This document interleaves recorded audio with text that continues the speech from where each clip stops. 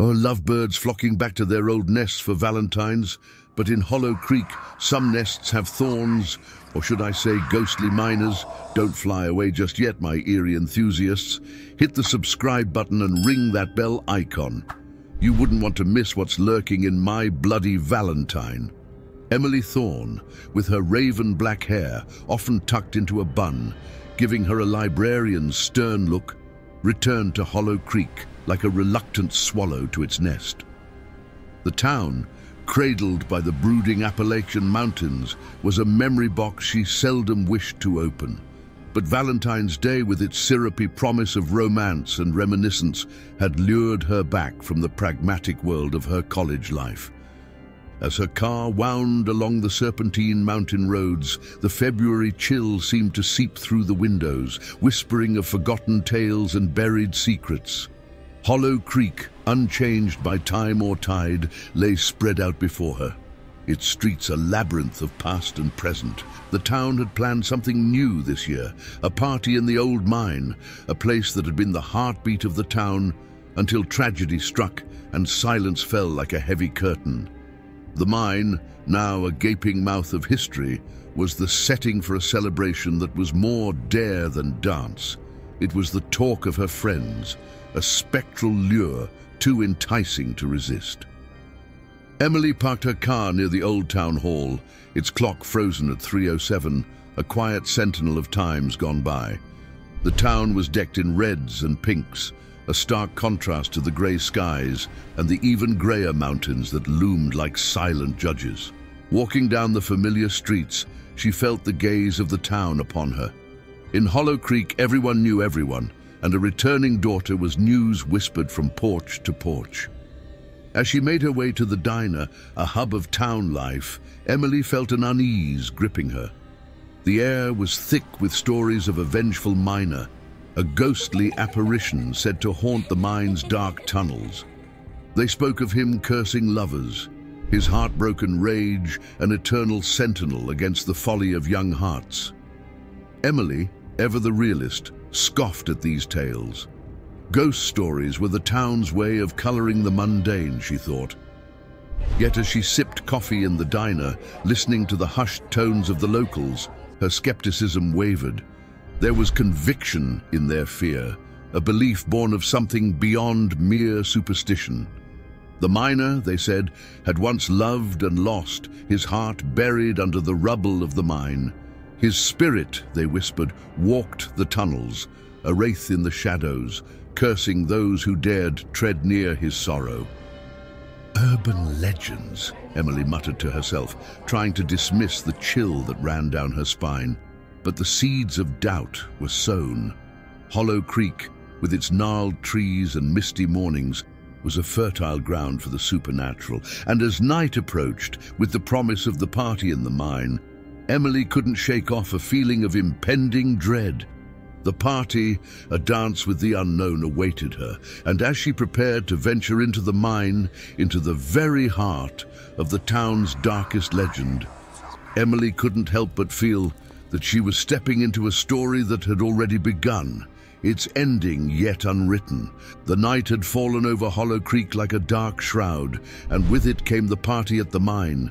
The entrance, once a gaping wound from the earth's crust, was now alight with flickering torches, casting long shadows that danced like specters on the rough walls.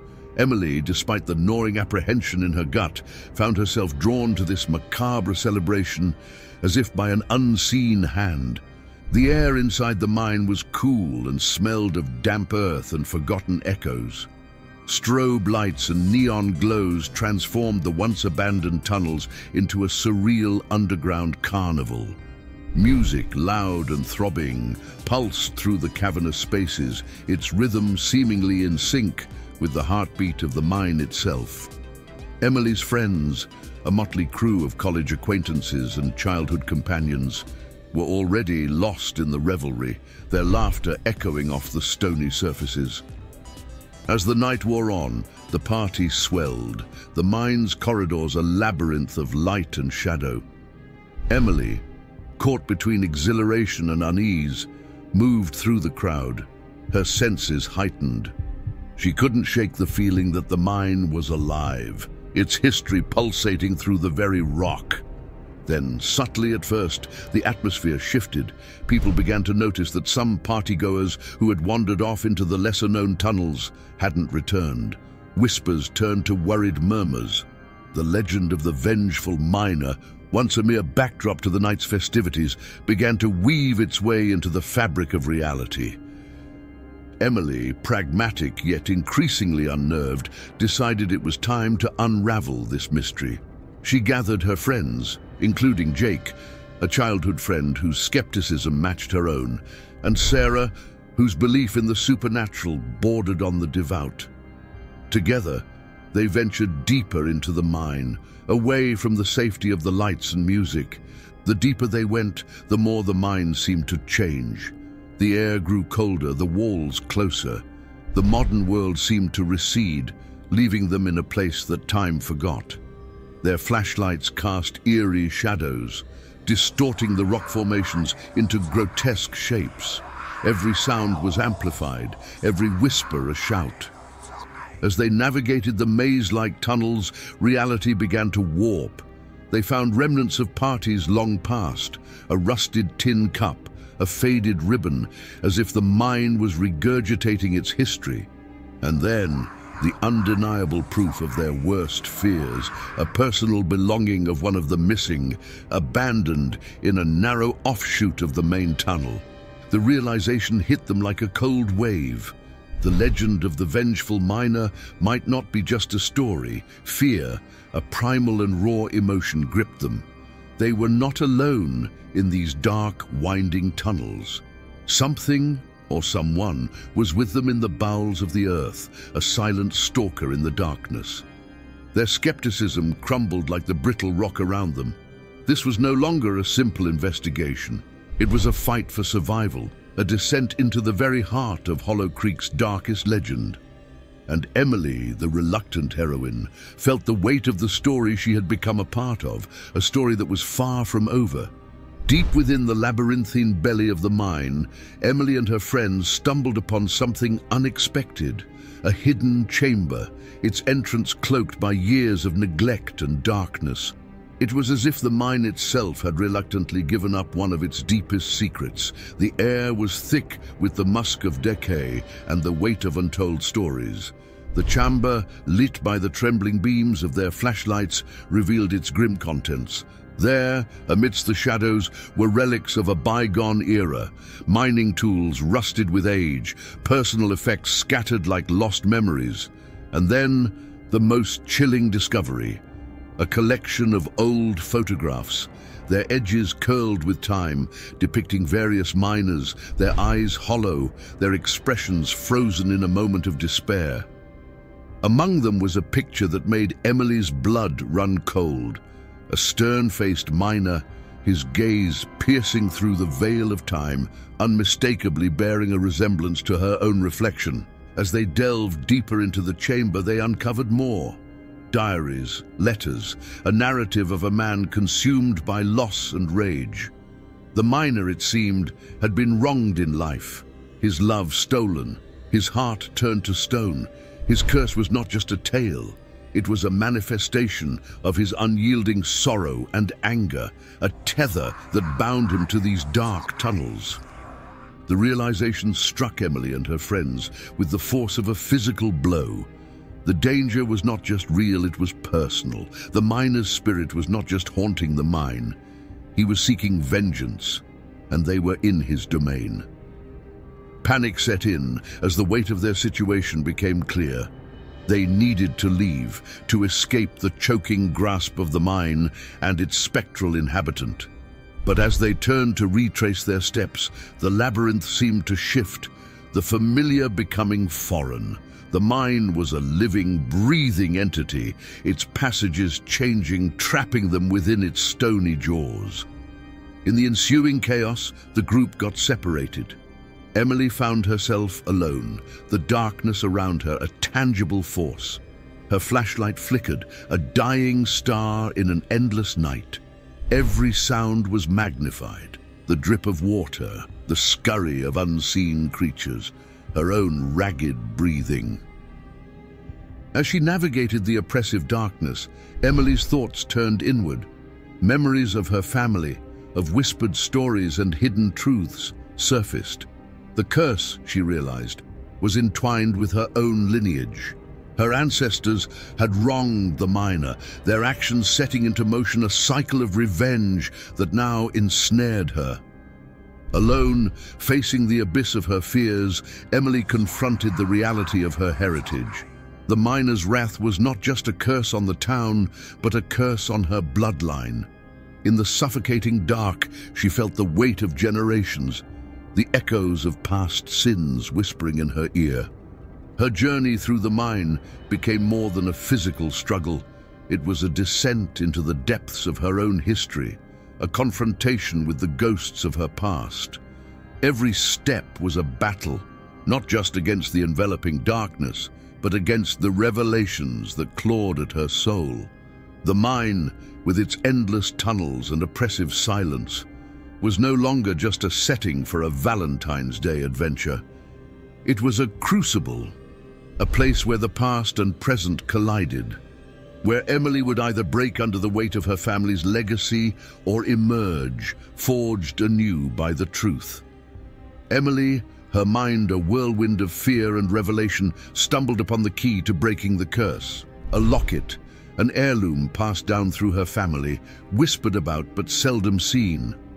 This locket, tarnished by time, held within it not just a faded photograph, but the last vestige of love from a heart long turned to stone.